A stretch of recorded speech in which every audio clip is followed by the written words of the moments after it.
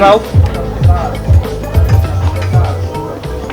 Marcelo não consegue ir com quanto você quer? Basta pedir o DJ para baixar um bocadinho mais. Esse som nos interessa, mas está um bocadinho alto. Só um bocadinho mais, já? Põe lá assim ao fundo. Sim, é mesmo, nós precisamos música ao fundo. Deixa eu ver.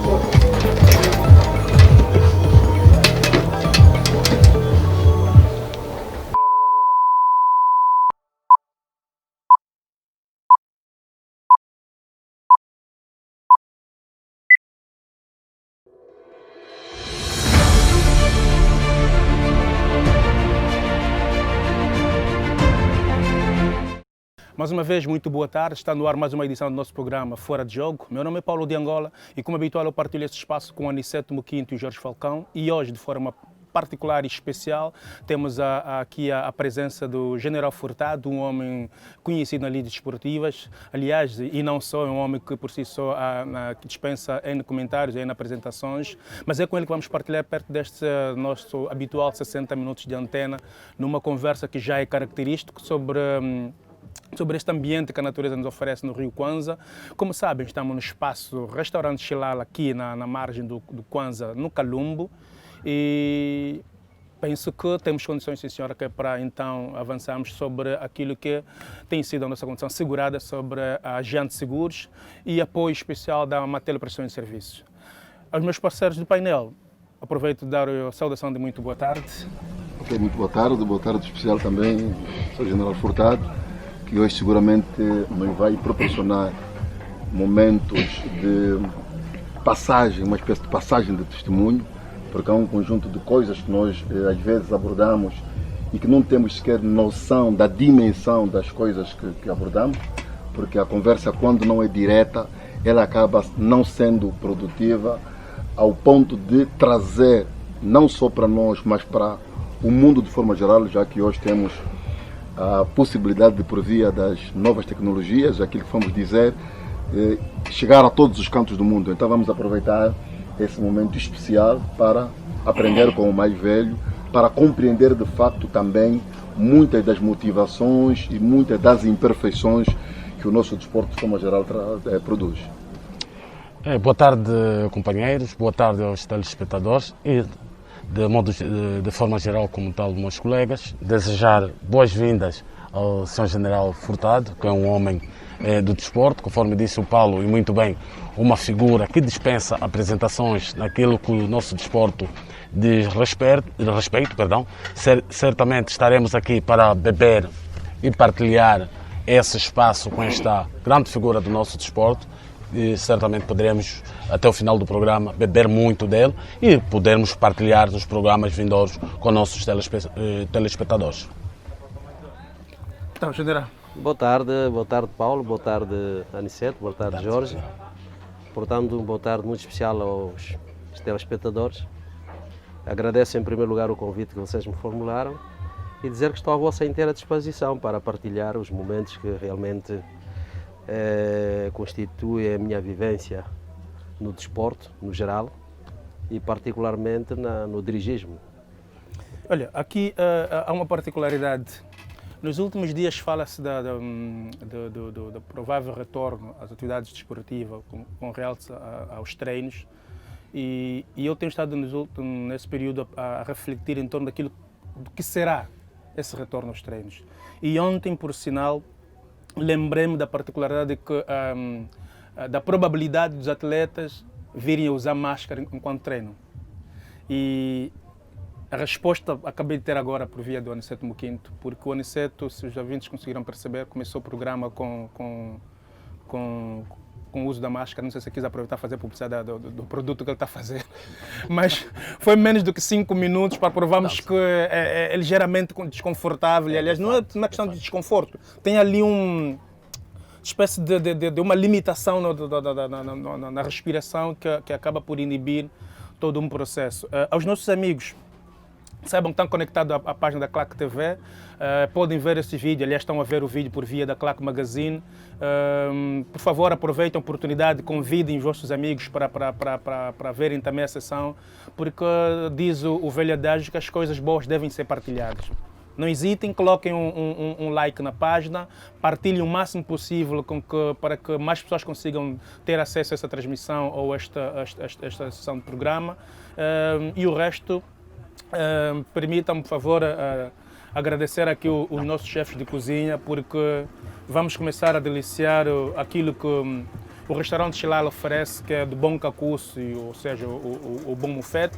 Não estranhem-se por alguma razão verificarem algumas ondulações naquilo que é as nossas movimentações, porque nós estamos a flutuar sobre a margem do rio Kwanza. Aliás, temos estado a dizer que este é o único restaurante em Angola que está sob a flutuação do rio. Bem, enquanto vão servindo aqui a nossa mesa, o cacuço vai mostrando a cara. Eu queria aproveitar a oportunidade para questionar aqui aproveitar o momento para o General Furtado fazer aqui espécie de uma pequena introdução a respeito do seu perfil, se calhar até do seu BI, porque o mundo está a ver o nosso programa. Em Angola, de certeza, já não carece de muitas apresentações, mas para quem está lá do outro lado da nossa fronteira, certeza está curioso em querer saber quem é o General Furtado. E quando nós falamos de General Furtado, muitas vezes estamos a associar aos títulos da carreira militar e etc. E gostaríamos que nos focássemos mais para aquilo que é o General Furtado dentro daquilo que é o desporto nacional, ou o dirigismo nacional. Tá bem. Em curtas palavras, eu vou dizer-vos que, bom, eu sou o Francisco Pereira Furtado. Nasci na boa entrada na Cadá, município do Ambuí, mais conhecida a cidade de Gabela. E tive um percurso na vida estudantil entre Luanda e Cabo Verde, mas desde cedo integrei-me na SFAPLA, aos 16 anos de idade. Muito cedo. Na altura da euforia dos jovens da juventude, 1974, logo a seguir ao 25 de Abril, havia uma euforia muito grande, todos os jovens quererem participar no processo de libertação de Angola. E aí tive um percurso de 44 anos de carreira militar, até 2018, a altura em que fui licenciado à reforma por limite de carreira. Não por idade, mas por limite de carreira. Significa dizer que eu, em 2010, terminei o mandato no cargo de chefe de Estado-Maior-General, e por se tratar do cargo mais alto, do posto mais alto das Forças Armadas, não havendo outro posto acima deste, eu tinha que ser licenciado à reforma, porque não tinha outra função a desempenhar nas Forças Armadas. Mas como na altura ainda não estava aprovada a nossa lei de carreiras, tive que aguardar até 2018, só 8 anos depois do fim do meu mandato, é que fui licenciado há precisamente 2 anos. Completará 2 anos agora, completou agora, mês passado, em maio, 2 anos que fui reformado. Para dizer, do modo geral, este aspecto da minha curta passagem identidade enquanto militar. Da minha curta E identidade entrando e para o desporto. militar. No desporto, é interessante que eu nunca joguei futebol, tirando os jogos de bairro que nós fazíamos. Então o general é daqueles casos em que vem contrariar a opinião de que para ser um bom dirigente esportivo, e não é que de facto eu quero aqui titular que o general seja de facto um bom dirigente esportivo, porque essa opinião se calhar não é minha e deve ser comungada, de que para ser bom dirigente esportivo tem que ser um bom praticante. A própria ciência descaracteriza este aspecto, porque de facto para ser um bom dirigente esportivo não precisa ser um praticante de uma outra modalidade. O que tem que ter é de facto capacidade de gestão, tem que ter conhecimentos e aplicação prática dos seus conhecimentos na vida desportiva. Eu tenho dito que um bom militar torna-se um bom economista, um bom agricultor, um bom gestor de várias áreas do saber, um bom professor também, porque a vida militar é uma escola em que aprendemos de tudo um bocado. Portanto, eu sempre tive vocação para o atletismo e participei na prática do atletismo desde os meus 12 anos até 1979, Em 79. Durante o meu percurso da minha carreira, particularmente como estudante na Academia Militar em Cuba, eu representei a minha academia nos Jogos Universitários, na categoria de fundo e meio fundo. Eu participava nas provas de 3.000 e 10.000 metros. E cheguei a ter, inclusive, o recorde da minha academia, nos 3.000 metros, fazendo 7 minutos e 40 segundos em 3.000 metros.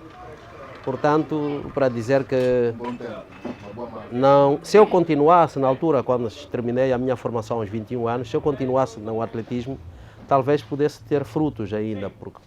Mas a nossa vida, ao regresso a Angola estava em uma situação de guerra, particularmente no sul do país, e eu fiquei em Luanda apenas cerca de 1 ano e meio. Depois fui para o sul dirigir uma unidade na guerra contra os sul-africanos e o desporto, o atletismo ficou de parte a partir daquela altura. Mas não significa dizer que não continuo a praticar, eu sou ainda um bom praticante.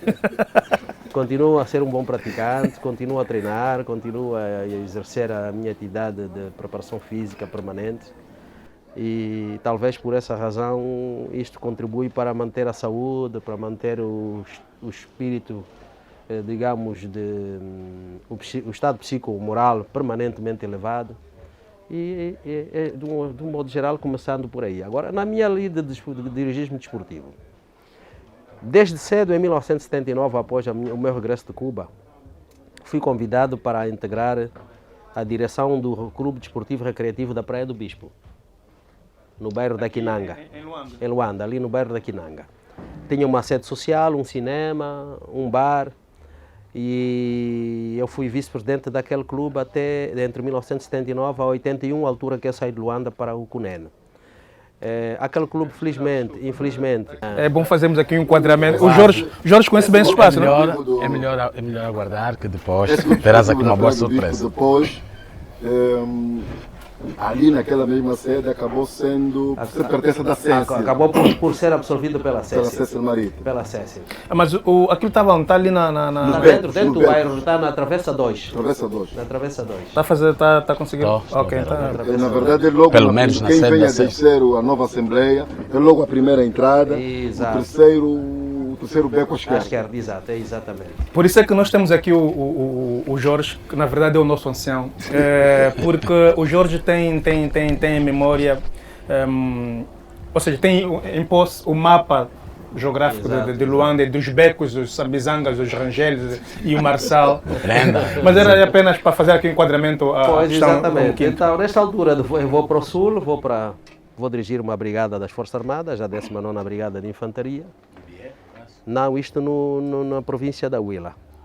Logo após a invasão, a segunda grande invasão das forças sul-africanas, que culminou com a ocupação da província do Cunene em agosto de 81. Ok. Em outubro de 81 eu sou nomeado para ir substituir um comandante de brigada que desapareceu nesta invasão. Era o falecido Quibeto.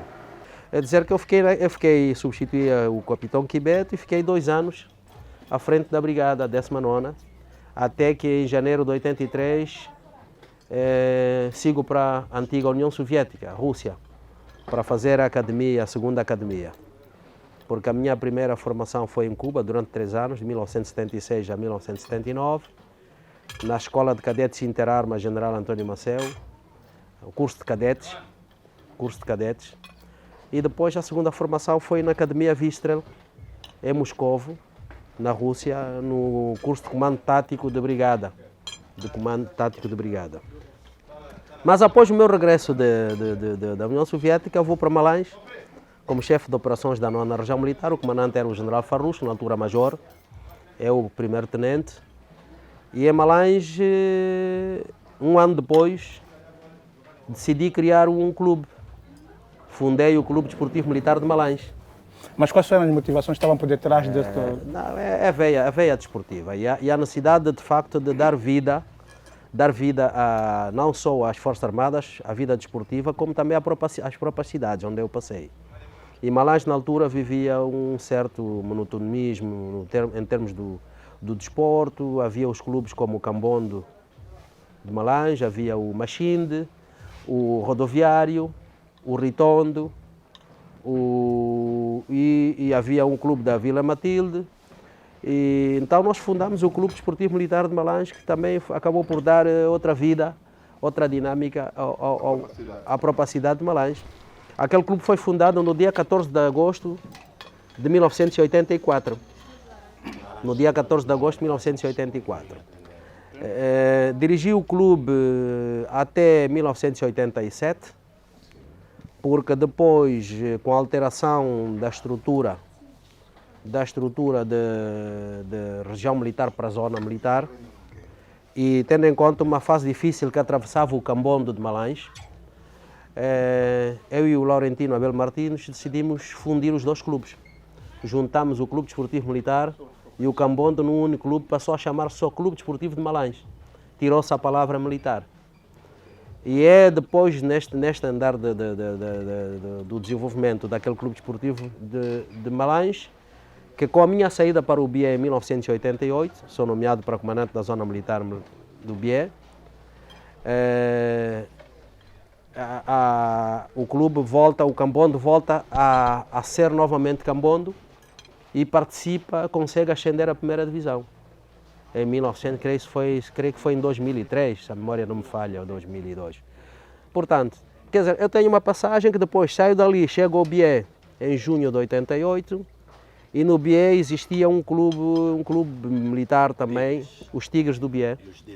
E eu presidi os Tigres também de 1988 a 1990. Se reencontrou. É aqui, olha, por isso eu fiz essa pausa.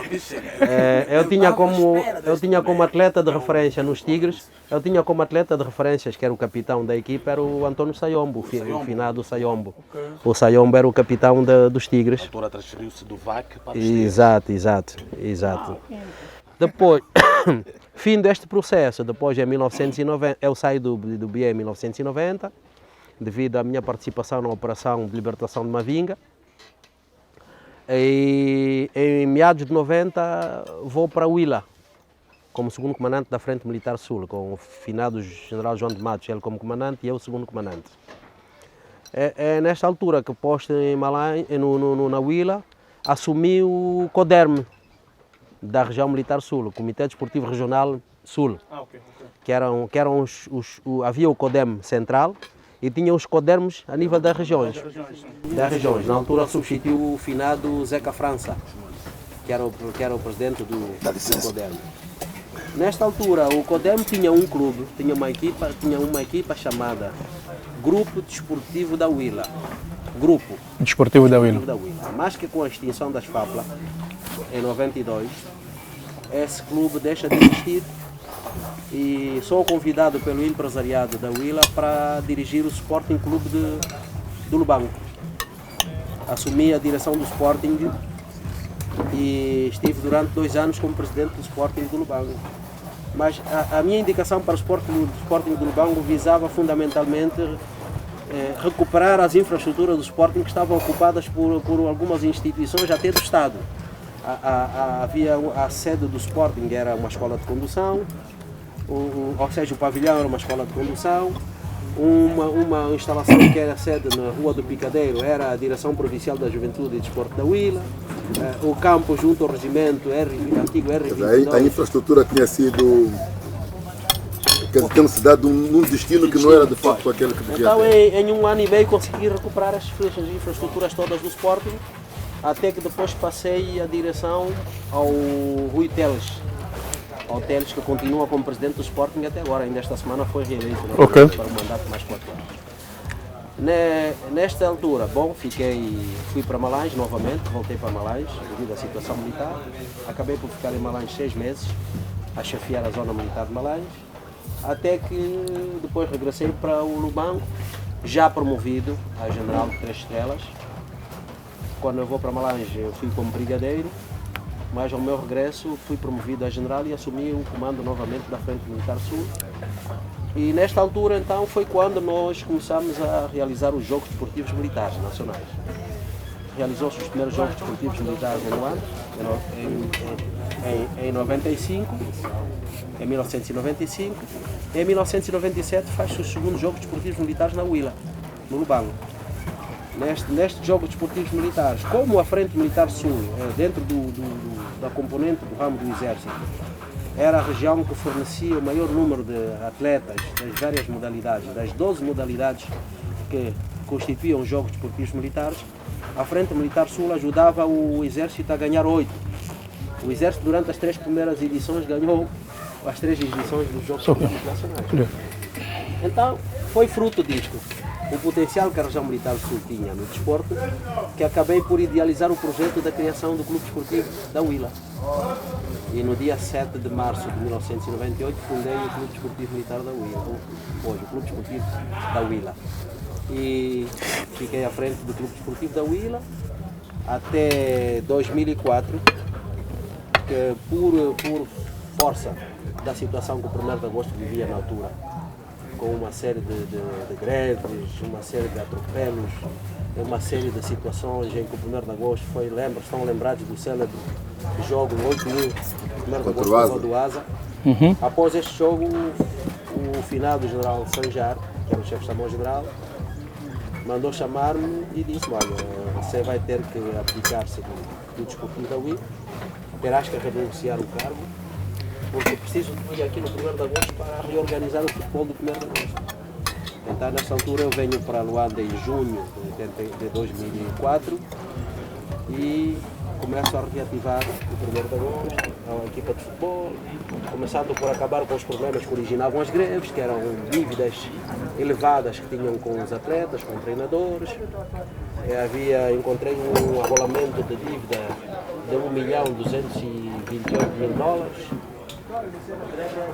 $1.228.000. Havia necessidade de certificar aquela dívida se era real. E foi quando então comecei a chamar os atletas, os ex-atletas e ex-treinadores, para certificar se realmente aquela dívida correspondia de verdade. E no quadro da certificação, nas conversas com cada um, apresentando os documentos justificativos que cada um tinha recebido antes e que não tinha recebido, aquela dívida baixou de $1.228.000 para $850.000. Um estrondo. Para $850.000. Bom, e tive que enquadrar aquele programa de dívida durante o período que eu fiquei à frente do futebol, durante 2 anos, cerca de 2 anos e meio. Tive que enquadrar o pagamento dos que estavam no ativo e dos que estavam fora, pagando simultaneamente por 12º mensal. Todos os meses pagavam os do plantel e pagavam os que estavam fora.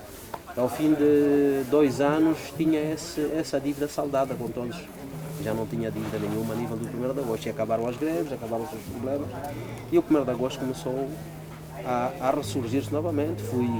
Acabei por roubar o Ian Brauer e o Miller Gomes ao Petro como treinador em 2005. No primeiro Mas por que aparece aqui o adjetivo roubar? Não, porque eles eram técnicos. Eram ativos do Petro? Mas o Ian Brauer já demonstrava interesse em estar num clube ganhador. Ele gostava de ser ganhador. Então dizia que o 1º de agosto tinha todas as características e condições para que ele ganhasse títulos. E foi de facto, o Ian Brauer foi dos treinadores mais difíceis da minha carreira para negociar. A minha negociação com o Ian Brauer durou 47 dias. Com jantares, depois ele tinha umas cláusulas que de facto eram muito penalizantes para o clube. Ele ficava sem qualquer penalização, mesmo em caso de resultados negativos, não se podia penalizar, não se podia despedir, tinha que ser indemnizado por valores até o fim do contrato, até chegarmos a um acordo em que as coisas ficaram acertadas. Levei o Ian Brauer, mas o primeiro ano não foi bom porque tínhamos problemas devido ao passado que a equipa tinha, havia alguns vícios, até de conflitos entre jogadores e direção. Havia jogadores, por exemplo, eu encontrei jogadores no 1º de agosto que ao assinarem contrato exigiam que lhe pagassem já os 2 anos na totalidade. Depois ele ficava os 2 anos a ganhar apenas prémios de jogo ou um salário mínimo que se pagava a cada um, que era equivalente a $500. O que é que acontecia? Ele dizia: o jogador que já tem tudo na mão, já recebeu na totalidade, já não tem empenho. Já não tem empenho. Não tem. Eu, ao fim do primeiro ano, 2005, disse ao Ian Brauer: olha, assim, se realmente queres ganhar títulos no 1º de agosto, esquece os nomes. Há que fazer uma revolução, desde o ponto de vista de disciplina e de organização neste plantel, tirando aqueles que são negativos para o balneário e pôr novas caras no 1º de agosto. E aí ele concordou comigo, mandei ele apresentar-me uma lista, apresentei ao presidente da direção. O presidente não concordava inicialmente com alguns que eram chamados coqueluches Do clube, plantel, sim. mas depois eu tive que encostar o presidente, o general Pedro Neto, à parede e dizer: pá, aqui no futebol, se a liderança é minha, você não tem que permitir fazer aquilo que eu quero, porque senão saio. E foi assim que eu consegui revolucionar a equipa no final de 2005, tirando 16 do plantel de 30 e reduzindo o plantel para 28 e introduzindo 14 novos. Com esta introdução dos 14 novos, no ano seguinte, 1º de agosto, ganhou o campeonato, ganhou a taça e ganhou a supertaça na abertura do ano seguinte, em 2006. Para contextualizar, estamos a falar de 2006. Ok, 2006. Por coincidência, nesta altura, o campeonato termina em novembro, mas um mês antes eu sou nomeado chefe de Estado-Maior-General das Forças Armadas. Eu, por inerência do cargo, tenho que deixar a área de futebol. E para o mais alto passei o lugar, chamei o Brigadeiro Lungo na altura, que era da área social, área do associativismo. Eu disse: olha, você vai me substituir aqui no futebol, porque tens acompanhado e tens muito interesse também em ver como se desenvolve esta área. Embora não saibas muito dessa lida de futebol, mas vais aprender aqui, vais aprender com as outras pessoas que cá estão. E foi aí onde deixei o Lungo e fui para... Depois fui nas eleições do ano seguinte, 2007, passei a presidir a mesa da Assembleia Geral do 1º de agosto, até 2011. Portanto, Bem, esta é uma trajetória. Eu penso que é aquilo que eu disse no início. A ficha é muito longa e se tivéssemos que nos focar apenas naquilo que é o currículo do general, de certeza podia ter aqui qualquer coisa como uma dezena de programas, não é? Por favor, sinta-se à vontade, não é? Mas penso ter ficado aqui o essencial. Mostra-se que, para além de ser um homem que ajudou a construir, quer a nível da guerrilha, quer a nível político, o nosso país tem dedo, mão e pernas naquilo que é o desporto nacional. Falou aqui de ter criado alguns clubes e ter aqui dado uma nova dinâmica ao 1º de agosto, que consagrou então depois com a conquista do título em 2006, não é? Não sei se o Aniceto tem... Aniceto não, o Jorge tem algum input, mas ficou aqui claro que a dada altura do percurso o Moquinto se encontrou. Encontrou-se quando fomos para... Né? Quando a viagem foi para o Bié. E pelo menos sou felizardo nisso. A semana passada, quando cá estivemos, falou-se do Rio Kwanza, que nasce na região. E estás a pensar que você faz parte dessa equipa por quê? Temos dívida contigo em função do Rio. Exatamente. E depois, aqui no historial do general Furtado, só faltou um elemento, porque na verdade eu fui vizinho do general Furtado no Bié. Mas o general Furtado, o elemento que faltou Não, espera. era o general Furtado dizer que foi seu vizinho. Próximo. Como é que é? Não, espera, não, Moquinto, vamos lá fazer um enquadramento. A parte onde... Faltou mesmo. Mas faltou. Você acha que o general... Acho que o general lembra-se de ter sido vizinho de algum Moquinto qualquer por aí? É possível. Não, só se fosse um Mas é traquino. possível porque no Bié, além de eu ser o comandante e ter esta ligada ao desporto, eu realizava algumas festas de quintal. Exatamente. E de certeza que ele, próximo da escola, e de certeza que ele tem memória. Não, eu concordo. Olhando para o período de guerra, é verdade que chegou a haver momentos em que equipas, ou seja, naquele período de cessar-fogo, eu pelo menos enquanto criança ouvi várias vezes falar de história do género, que equipas afetas às Forças Armadas, no caso as FAPLA na altura, né? Melhor falamos das FAPLA, defrontavam equipas que na altura estavam equipas desportivas associadas à UNITA. Tínhamos esses momentos em que, por algum momento, ou por alguma razão, desculpa, falava-se na altura, por exemplo, eu estou aqui a fazer um contextamento em relação ao período meu período de infância, falava do 1º de agosto da UNITA com o 1º de agosto daqui das FAPLA, defrontavam-se em alguns momentos ali. Isso, em algum momento aconteceu? Não tínhamos hipótese de encontrar as equipas e dizer que vão jogar. A UNITA tinha estruturas que se assemelhavam se assemelhavam quase à nossa estrutura desportiva. Por exemplo, o Jonas Savimbi criou na Jamba um campo que, pela sua natureza da região, o capim, ela acaba por ficar sempre rentinho, parece uma relva. Ok, Está a perceber? ok. E então ele deu o nome daquele campo Estádio 3 de Agosto. 3 de agosto é que é o aniversário, o dia do aniversário dele. É o dia do aniversário dele. Então, lá na Jamba ele tinha 2 equipas. Eles tinham 2 equipas. Uma chamava-se Estrela Vermelha e outra chamava-se Estrela Negra. O Savimbi era do Estrela Vermelha.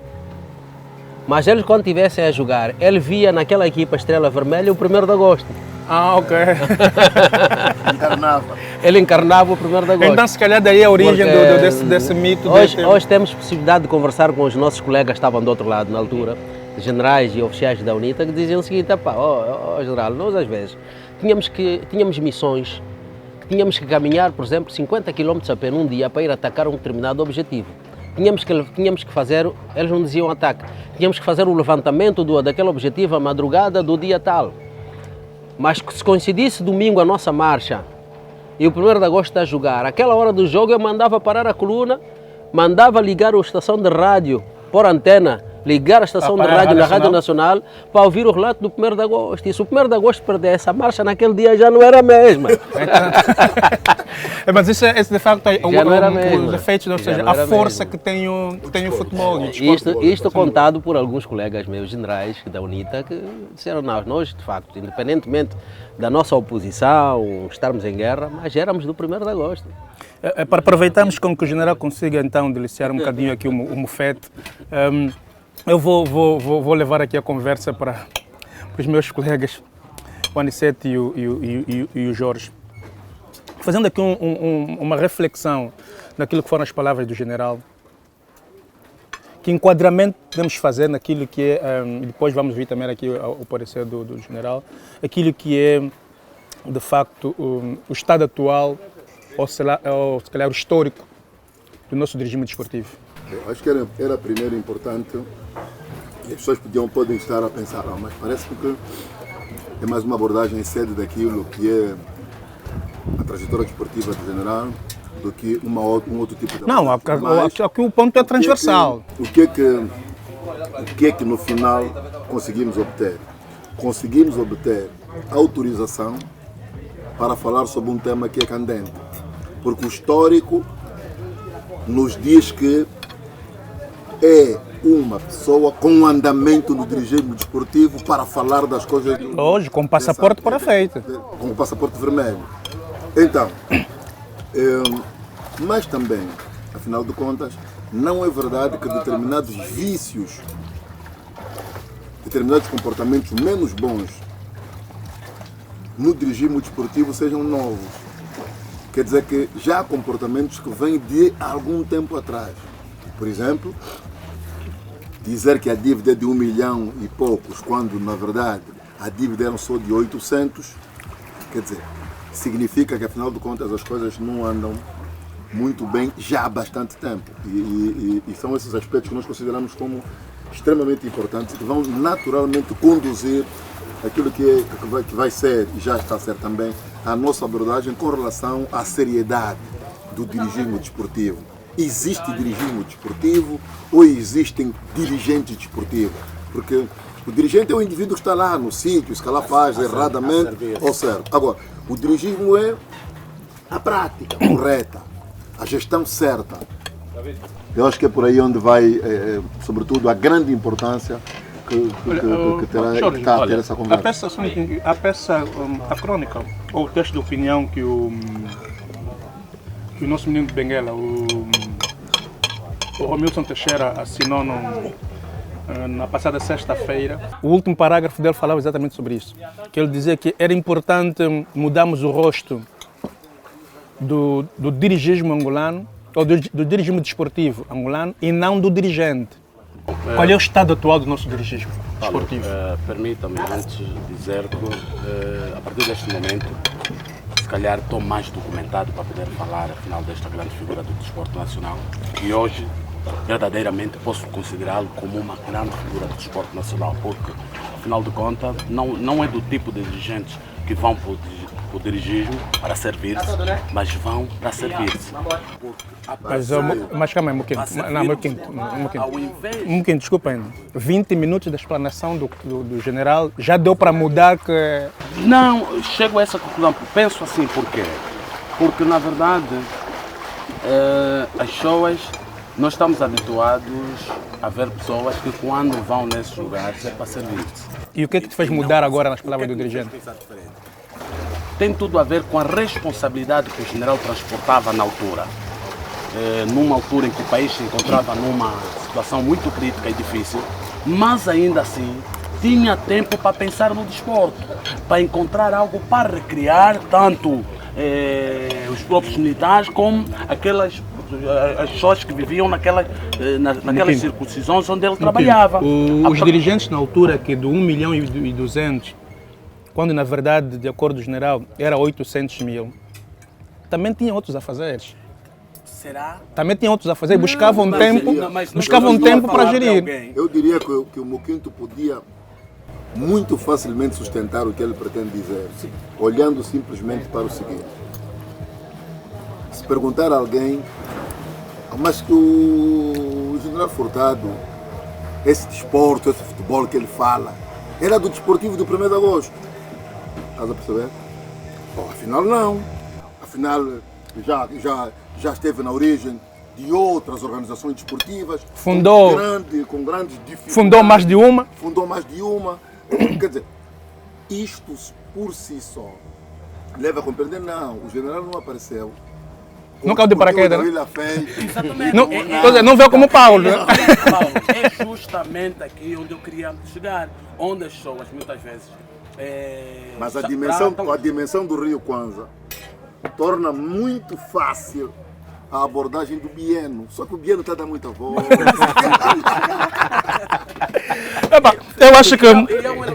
Eu acho que vamos ao intervalo, sim. Apesar... Vamos agora aproveitar o momento para fazer uma curta pausa para os nossos comerciais e sustentar então espaço para aqueles que de facto colocam alguma coisa nesse nosso programa. A propósito, aproveito a oportunidade para convidar quem estiver disponível. O nosso espaço está aberto, no canal de certeza tem ali os contatos, que é para então entrar em contato com a produção e colocar aí um bocadinho de mais dinheiro, porque é para ver se a gente consegue dar vida nesse espaço e se calhar temos uma condição mais confortável, não é que esse não seja, não é? Aliás, estamos felizes com isso, para recebermos numa próxima ocasião o general já, se calhar, num outro ambiente, se calhar já lá mais nas alturas do Rio, né? Embora, porque o propósito é exatamente este, né? Lá no Mumbué.